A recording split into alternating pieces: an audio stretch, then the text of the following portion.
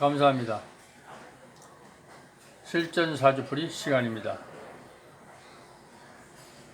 오늘도 핵심 주제를 가지고 한번 분석을 해보도록 하겠습니다.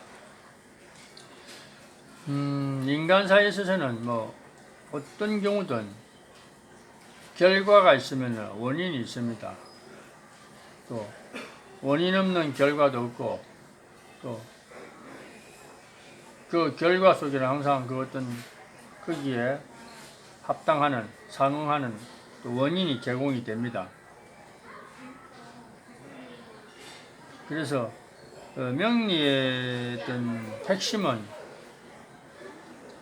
상식과 진리, 어떤 자연의 이치를 접목한 것이니까 어떤 결과가 생기면 원인 분석을 좀 명확하게 논리적으로, 상식적으로 원인 분석이 돼야지만이 그 학문으로서의 가치가 있다는 말씀을 드립니다.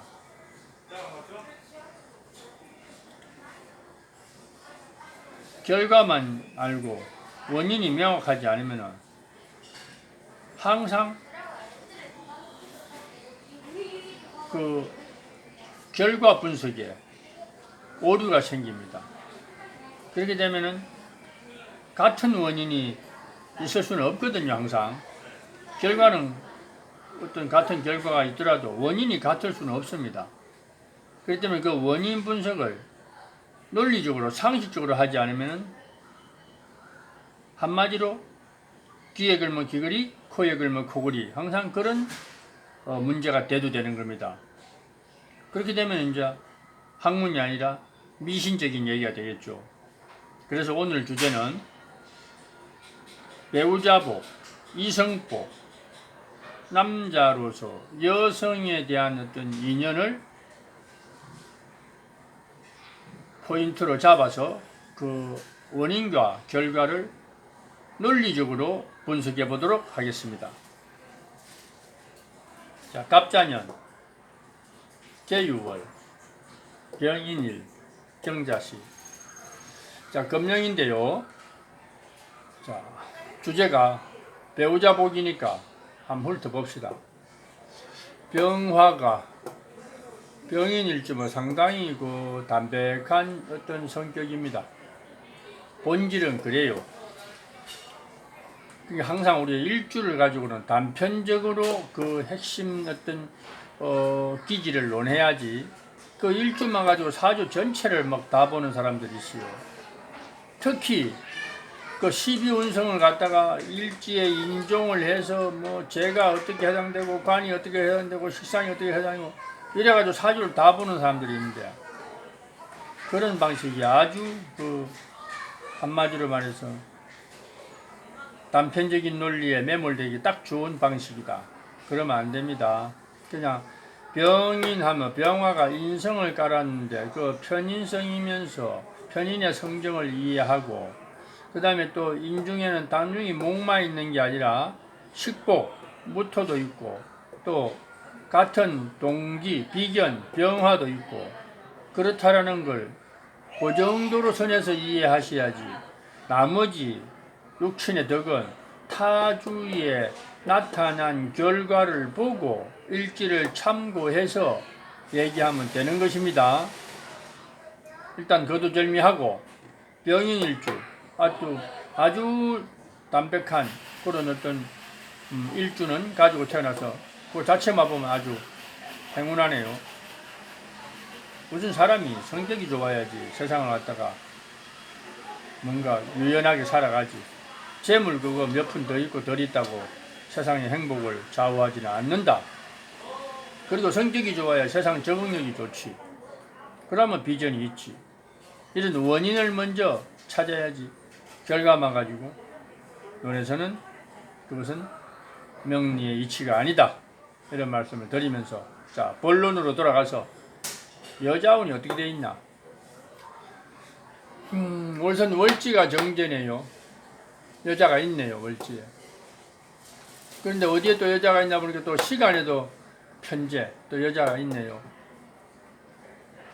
우리가 항상 천간에 있는 기운과 지지에 있는 기운이 그 성질이 다르다고 했죠. 천간은 떠도는 기운이고 움직이는 기운이고 정신적인 역할이고 눈에 먼저 들어오는 어떤 그런 에너지고, 지지는 현실적이고 고정적이고 정적이고 실물적이다.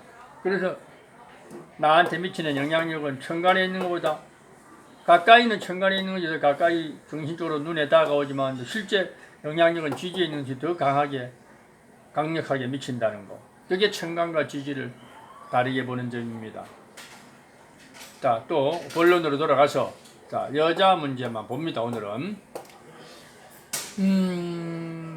월지에 유금이 정제가 있고 시간에 편제가 있으니까 이거는 분명히 재성이 혼잡될 요소가 있는 사주는 맞습니다. 그렇다고 무조건 재성 혼잡이라고 하면 안 됩니다. 혼잡될 소지가 있다. 편제가 편제로 투관됐으면은 뭐 그럴 일이 없는데, 정제가 편제로 투관됐으니까 정제의 어떤 바램 속에 드러난 것은 편제에 눈이 간다라는 거죠. 그런데 더 중요한 것은, 그래서 이렇게 되어 있으면 정제와는 인연이 없고 편제와 인연이 가깝구나 이렇게 얘기할 수도 있죠. 일찍 결혼하면은 또 한 번 더 하겠구나 뭐 이렇게 얘기할 수도 있고, 그렇지 않으면 결혼을 해도 바람을 피겠구나 뭐 이렇게 얘기할 수 있겠죠. 병하니까 인기도 있겠구나 이렇게 얘기했죠. 근데 이제 이분은 27세가량 정도에서 6, 7세 사이에 결혼을 했다가 실패한 사람입니다.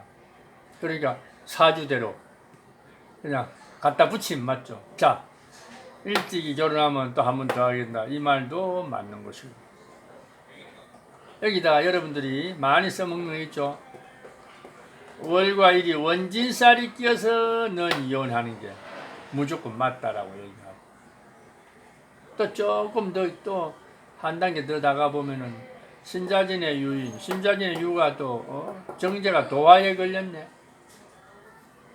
그래서 여자가 또 바람기가 있고 어쩌고, 그래서 뭐 이혼할 수 있다.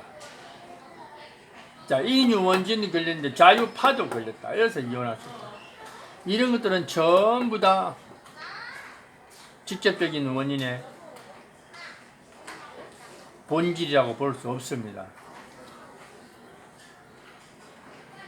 직접적인 원인의 본질은 어디에 있는가? 그래도 학문적으로, 상식적으로 이치를 보려면 그 원인을, 근본적인 원인을 분명히 논리적으로 인식을 해야 됩니다. 아까 뭐라고 했죠? 병화가 본시 밝고 명랑한 그런 기운인데, 개수가 떴죠. 개수는 병화 입장에서 정관입니다. 정관이면은 정관을 띄우게 되면 우리가 그래도 명식이 정관은 정관입니다. 정관은 윤리, 도덕성, 인격, 합리성, 뭔가 조직에 순응하고 상명하복에 순응하려고 하는 그런 인격적인 면을 말하는 게 정관입니다. 그냥 그런 거는 무시하면 안 됩니다. 그건 분명히 가지고 있는 겁니다. 그런 장점도 있죠.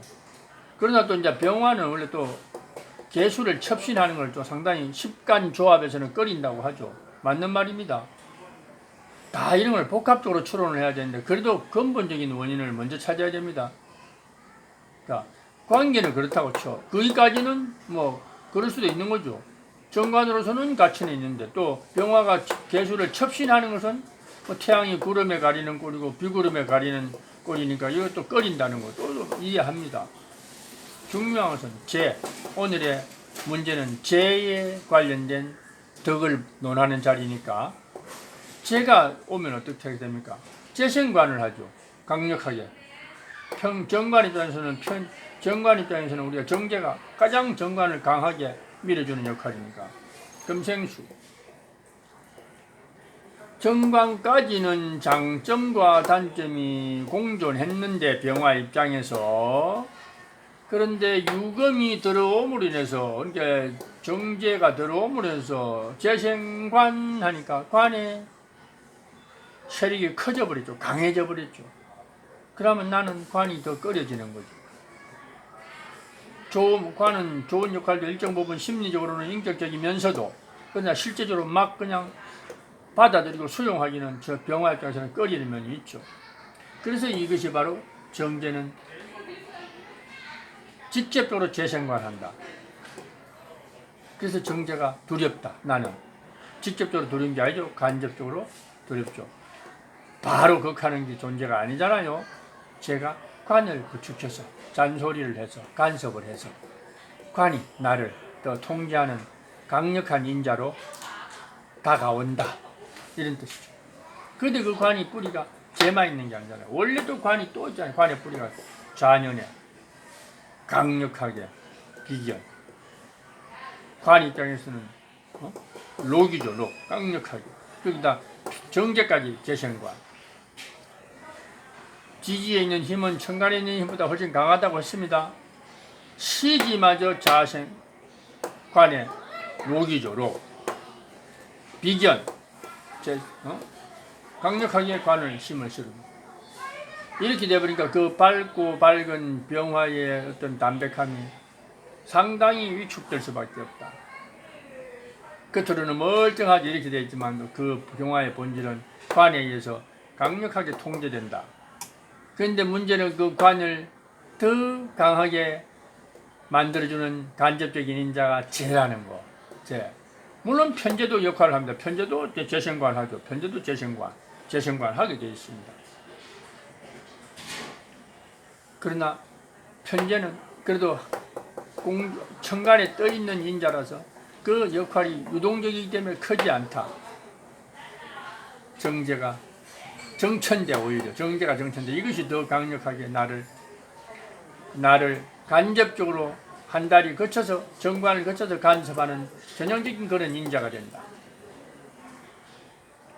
그 토탈 전체를 들여다보면은 음양으로 구분하면 난 양이요. 양의 나를 도와주는 것은 일지에 팍 버티고 있으니까 아름답다. 또 하나는 저 멀리 감목이 저 멀리 떨어져서 이렇게 생하는 기운도 있다. 그렇다 하지만 또 지지의 세력은 자수, 유금, 자수, 경금마저도 음기죠. 음기죠. 숫자상으로 양기는 하나, 둘, 세 개고 음기는 하나, 둘, 셋, 넷, 다섯 개다. 그러나 음기의 세력은 지지에 더 강하게 포진되어 있다. 음양 밸런스가 무너진 겁니다. 뭐로 인해서 무너졌어? 이걸로 인해서 더 내가 위축되게 되어 있는 거죠. 그래서 이것은 나한테 이것이 들어오면서 나한테 인연이 나의 힘이 더 약해지는 거죠. 이것이 관을 적극적으로 도우는 역할을 하기 때문에 관이 나를 통제하는 힘이 강해졌다. 그래서 기본적인 원인은 제가 들어옴으로 해서 음양의 밸런스가 더 약해지고 내가 양인데 음이 더 강해짐으로 인해서 내가 주눅이 들게 되고 정신적으로 힘들게 된다는 거. 그래서 이것을 벗어나고 싶어하는 계기가 된다. 벗어나도 또 여자를 찾아야 되니까 그것은 편제다. 그렇게 부담 없는 크게 내가 접하더라도 큰 어떤 그 영향력이 없는 편제, 간섭적인가 아닌 편제 이런 걸 찾게 되는 거죠. 그래서 음기가 강한데 병화 양기가 음절에 태어난데 음기가 강한데 젖성이 들어오면서 더 음기를 강하게 하면서 나의 어떤 운명적인 영향력을 감소시킨다. 활력을 죽인다. 활력을 약화시킨다. 이런 차원에서 제가 부담스러워서 궁합이 웬만큼 조합이 상부상조가 되지 않으면 필시 죄로 인한 부담감이 생긴다. 그래서 이혼의 빌미가 된다. 이렇게 얘기하는 게 정확한 진단입니다. 그런데 여기도 제가 있고 저기도 제가 있고 마지막 여자가 내 여자니까 일찍 결혼하면 이혼한다. 이것도 말되죠. 원진살이 껴서 이혼한다. 이것도 말되죠. 자유, 기문파, 원진이 막 중복돼서 그런 현상이 생겼다. 이것도 말되죠. 자년의 유는 도화라서 이 여자가 도학기가 있어서 그랬다고 해도 말되고 결과는 이혼이라는 거 하나인데 원인은 이것 때문에 그렇다고 원진 때문에 그렇다고 해도 되고 여자가 양쪽 여기저기 있어서 그렇다고 해도 되고 그럼 여기저기 없는데 이혼하는 사람은 어떻게 되는 거예요? 원진살이 있는데 이혼 안 하는 사람은 뭐예요? 그러니까 우리가 원인 분석이 명확하지 않으면 명리의 배는 명리 학문의 배는 항상 산으로 가게 되어 있다는 이런 말씀을 새삼스럽게 드립니다. 그래서 공부하는 자들이나 상담하는 자들은 그런 차원에서 원인 분석을 명확히 하고 논리적으로 원인을 찾아야지 그냥 신살 가지고 원인을 찾아서 하면 노상 신살만 보게 되어 있다는 말씀을 드립니다.